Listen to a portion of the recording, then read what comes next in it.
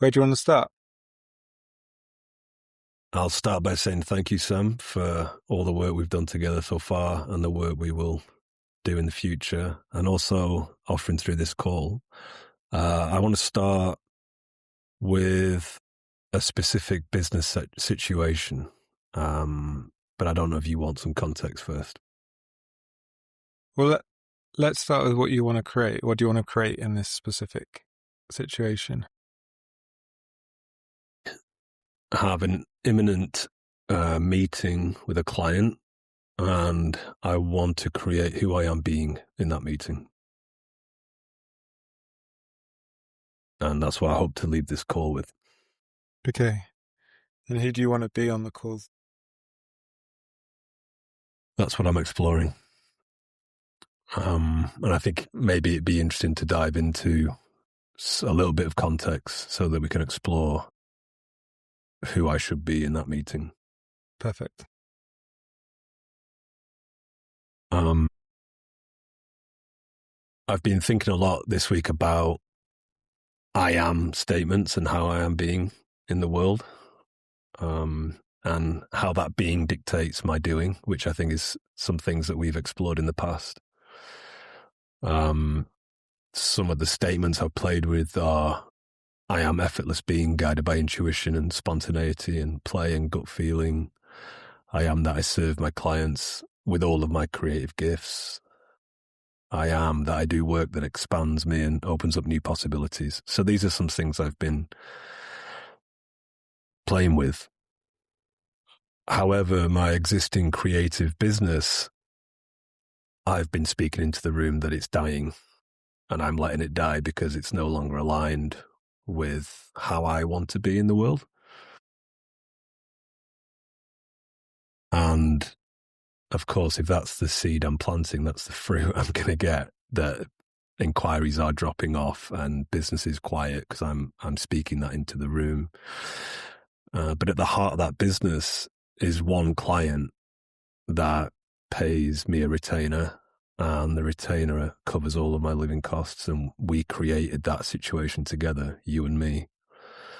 And it's a constant source of mind chatter. And I've booked a meeting with them because I feel like there's a line in the sand now that I need to draw and start showing up in a more aligned way to that situation. Okay, so if you look at that meeting tomorrow through the lens of one of those I am statements that you spoke, what do you see as a way of you showing up? If you pick one and say it again and then look at the meeting through it or from it.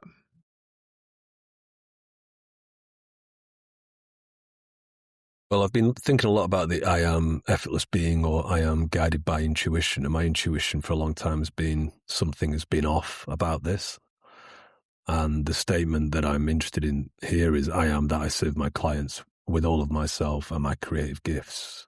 I think I'm known as doing one thing, but I think I have so much more to bring people across the board, not just creative skill set, but through all of life.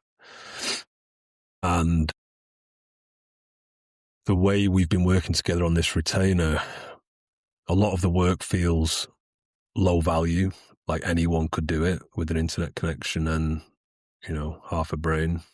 The way we work together is very ad hoc. It's very peer-to-peer. It feels very much like it's friend zone with lads that are all the same age. And it feels very safe and stable, but therefore it feels like it's locking me into a comfort zone.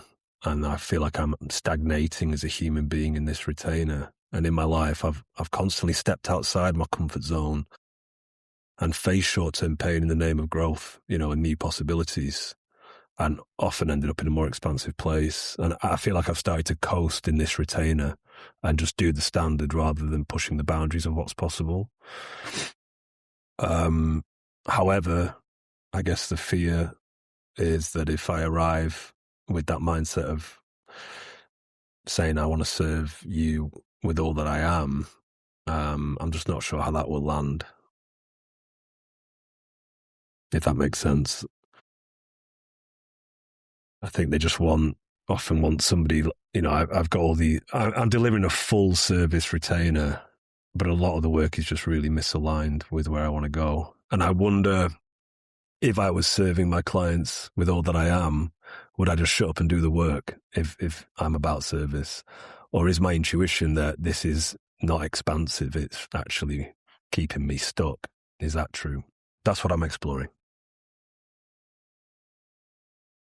So what comes up for me when I listen is there's an opportunity here for you to step into really being a leader in this relationship and to not hold back. Yes. What comes up for you around that?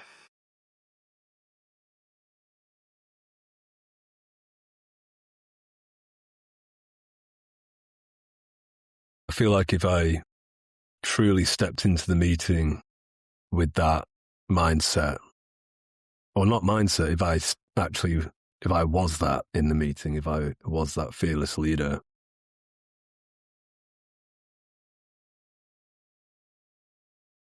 I think it would probably create a whole new possibility for working together, but it could realistically also create a situation where we aren't aligned and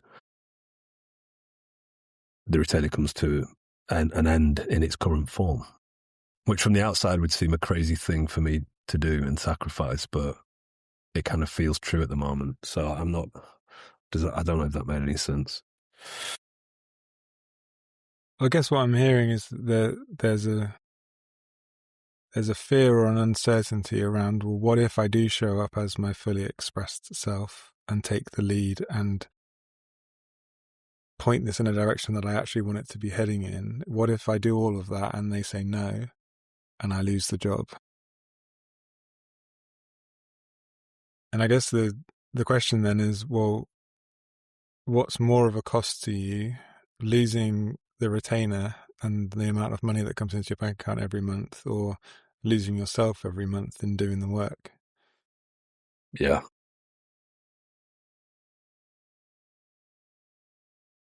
Yeah, and what's crazy is I was just thinking before this call, before this retainer, I went out and created that income every month for nearly 10 years because that's what I had to do. And then me and you created a situation where one client could cover all of that.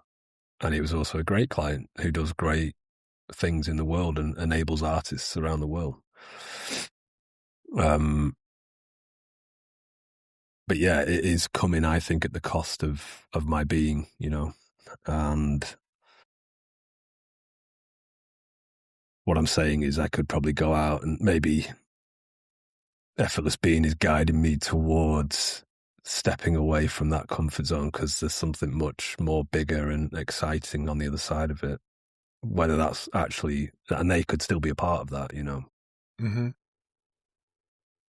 Yeah, I think there's something really interesting for me in when we step into the leadership role, whatever that looks like.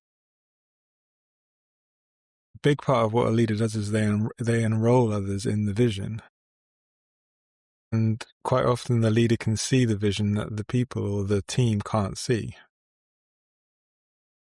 I mean, I know how talented you are and how much of an eye you have for what you do.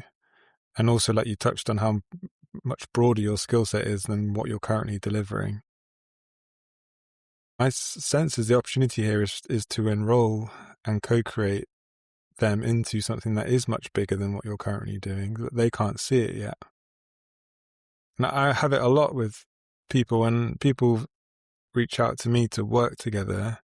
In a first meeting, they think that they're very set on what they want. I want frameworks. I want you to fix this problem. I want to do this. And my response is, I won't be doing any of that. And for some people, that's not okay, and they walk away and they'll find someone who will do what they want. But I'm taking a step back from that person in that moment. I'm seeing the bigger picture. I'm seeing what's possible for them. And I'm taking a stand for that possibility, and I'm not willing to lose myself by not taking that stand. Yeah. Possibility of possibility. Hmm. Yeah. I think that's how I describe working with you.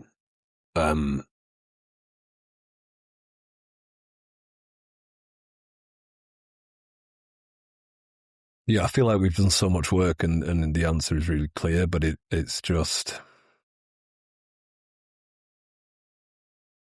challenge is the people I'm dealing with are not they're not the directors, the founders. It's a peer-to-peer situation. There's a lot of banter, for lack of a better word. It's that kind of vibe. And it would be super interesting to just arrive tomorrow being from a completely different place and enrolling them into a vision. But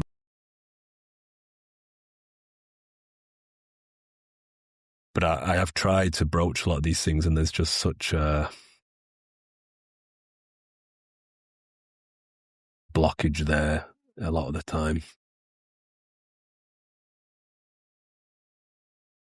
And is the blockage in you or in them?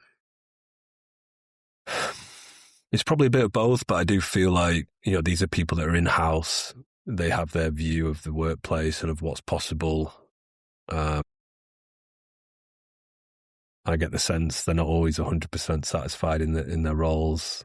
There's the classic human nature of someone on the outside maybe making you look bad, or they want to take credit for things. It's all the things that always come up in a corporate workplace.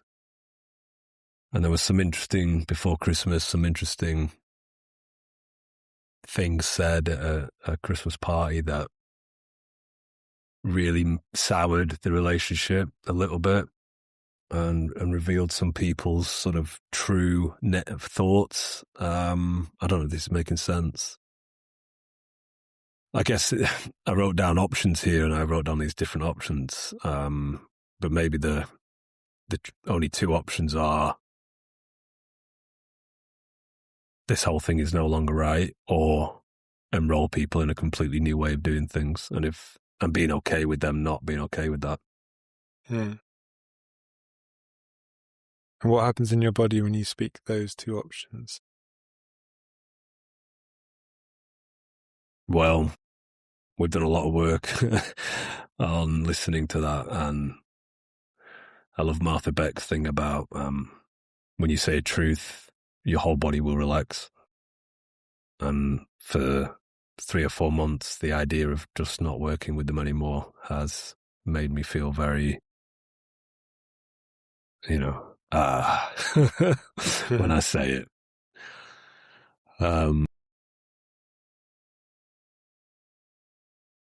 But there's also an exciting possibility of work we could do. That would be exciting. I mean, from the outside, I'm going on dream projects and trips with these people. It's just our way of being in the agreement. It's not even an agreement, it's a contract. We're not enrolled in an agreement, it's a contract. And a contract is a thing people try and get out of. Agreement is something we do together. So that, my body relaxes but maybe it's actually that the body relaxes because it no longer wants to do the current way of working together. It's not necessarily that I want to step away from it altogether. Yes. If there was a new way.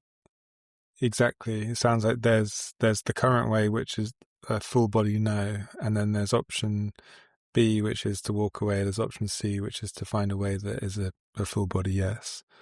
Yeah. And as you're pointing to, that can only be created in agreement, not in like enrolling into an agreement. That feels like that's what this step is. Yeah. Really standing in your value and your way of seeing the world. Yeah. Definitely. And I'd love to be able to do it with the main man at the top. I'm not sat at the table of the meetings that I probably should be in when they have them. I mean, I wrote, maybe it's interesting to speak the options out and see what happens inside me. So I had written down, change my way of being to just do the work and stop complaining, because ultimately I am creating a story around the low value work, etc. Outsource things that I don't want to do and oversee a team. Redefine and move from contract to aligned agreement around where I can make the most impact and have the most fun within my zone of mastery.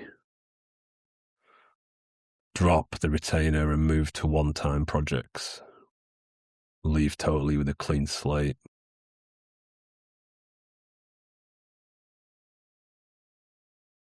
What do you feel energetically drawn to?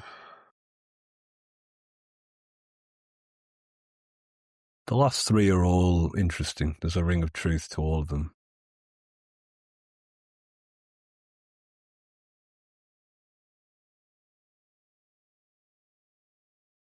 Leaving totally would, yeah, go on, man.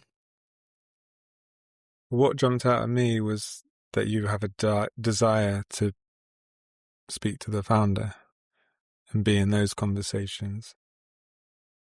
So what if you simply follow that desire and get in the room with him?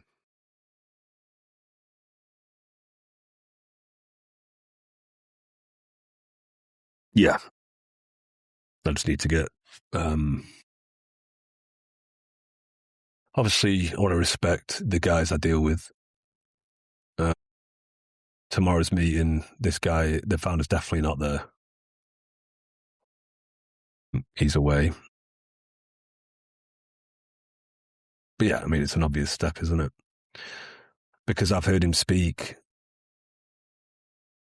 I've actually sat down with him once in a meeting. Before we started this agreement, he wanted to meet me. I've listened to him speak about this guy's getting on. You know, he's not young at all, and he just wants to still deliver the absolute best product in the world. And they do.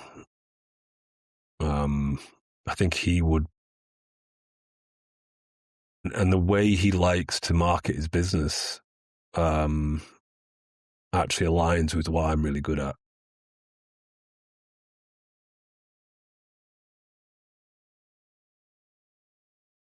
I want to do great work, like I said at the start, serve my clients with all of myself, all of my gifts.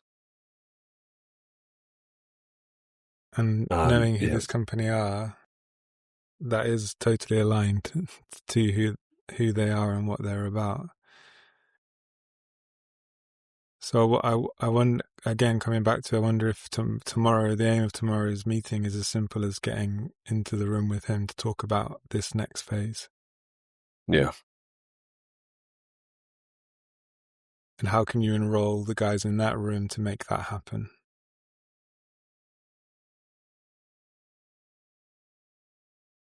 Yeah. So going in with that intention, because they're going to want to talk shop and strategy and immediate tasks that need doing.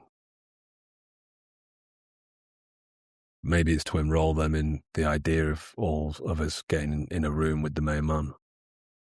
Yeah. And how can you do that in a way that everyone benefits and everyone gets what they want? Yes. I just know it's just one guy that I know he's the reason I got into the brand in the first place. There's a subtle power dynamic going on.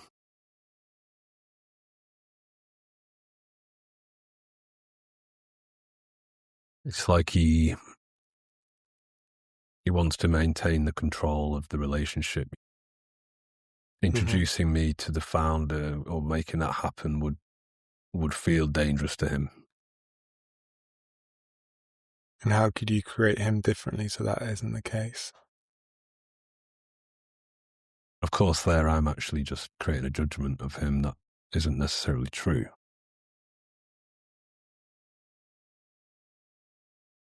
there's potential that me taking on more of a leadership role would free him up of a lot of burden. So he could just focus on, these guys are all spread too thin. Yeah. Notice that when we create people differently, we see different options.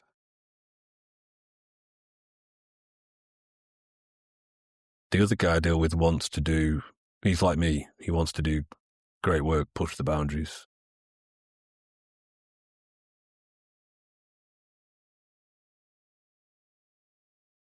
I just wonder if it's actually about creating an environment where everyone sort of opens up and not going in with too much of a rigid plan. Yeah. Apart from trying to get in front of the main man. Well, if you go in with that as your intention and commit to that, you'll find a way in that meeting for that to become possible.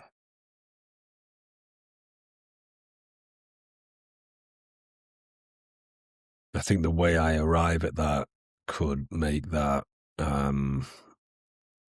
something I can accomplish without even naming it too explicitly. Does that make sense? Say more.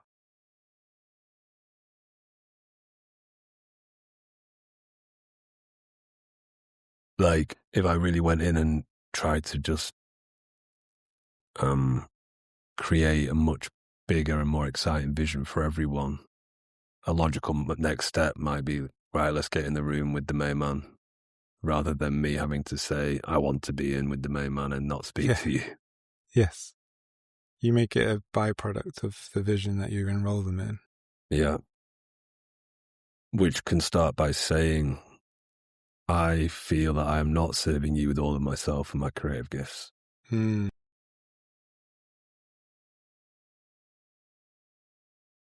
Or that or more positively, maybe I want to come and serve you with all of myself and my creative gifts.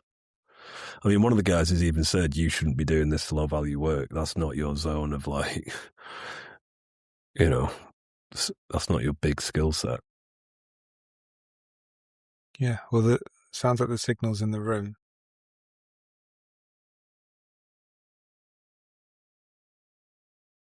Funny thing is that the guy who is the more challenging situation, I accidentally sent him a guided meditation that I made once, and then he was texting me about it, how much he loved it.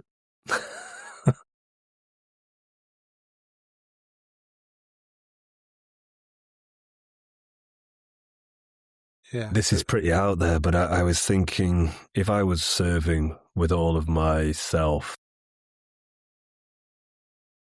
I actually sometimes see signs that there's a guy that might actually be struggling a bit.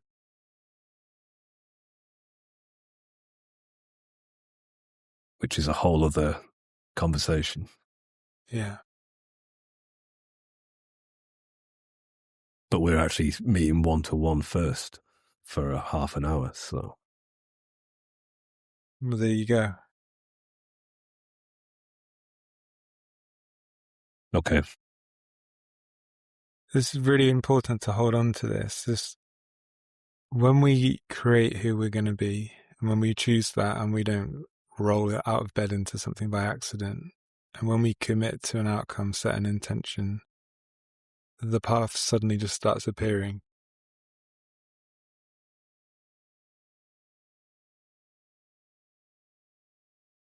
As in the right action.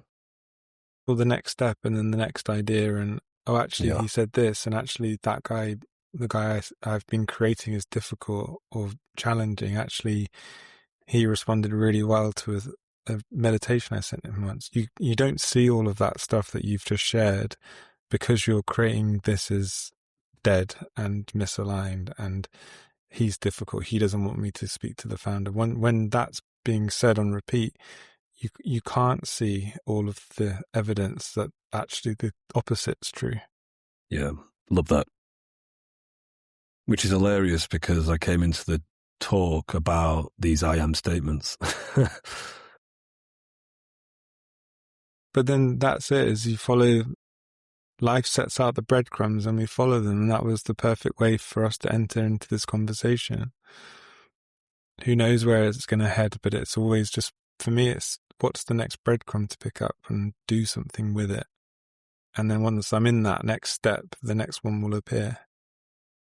But when we commit and when we notice how we're creating others or situations in a way that doesn't serve us, the path becomes really obvious.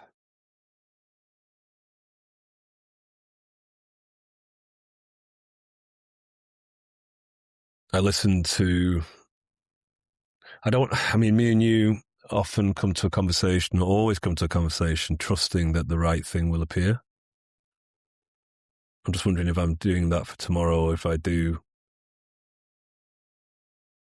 I remember listening to a coach talking about how a woman was saying she didn't feel supported because some people didn't come to a wedding, and then he asked her to write down all the people that did and then ring them and thank them, so she could see that actually she was very well supported. And I'm wondering if, as an exercise, I could actually recreate these guys in my mind ahead of the meeting in all the ways that actually they are aligned. I think you've already started that. Like, everyone wants to win in their own game of life, and it feels to me like tomorrow is a chance for you to be the guy who walks into that room and helps everyone win. In whatever way that looks. You said one guy wants to be doing really beautiful, amazing work. One guy's struggling. One guy needs stuff off his plate. There's so many ways you can serve them through being yourself and bringing all of you to the table. Yeah. And they've it's the just same. taken. Yeah, sorry, go on, man. I'm going to say it's the same with the founder. Like you said, he's getting on, but he's still committed to creating the best products in the world in what they do. Like, people like that want people coming to them with insane ideas. Like, they're begging for it. They want people who are willing to buy in and support the mission and help take them to the next level, because they can't do it all on their own. I know this guy would love to hear my big vision for what it could be.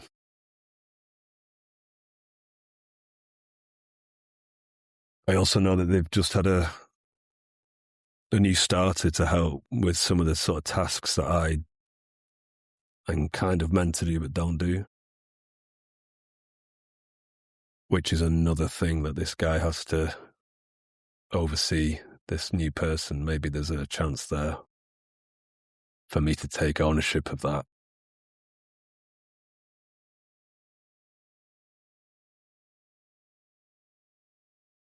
So And that I bring more value than what I charge. yeah. And that hasn't been true sometimes. Yeah, this is interesting. Like, what would it look like to forget about all the quote unquote services, skills, and just serve in the best way? I think that's what I've been getting at. Mm-hmm. Maybe that's helping this new start actually get up to speed.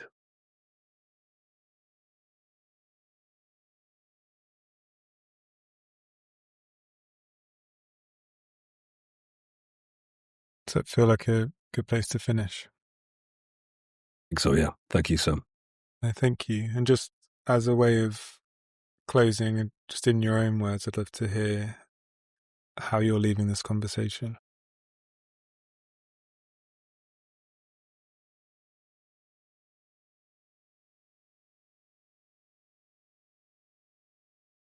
When you commit to a way of being, that opens up new possibilities, and also how you create other people in your mind opens up new possibilities.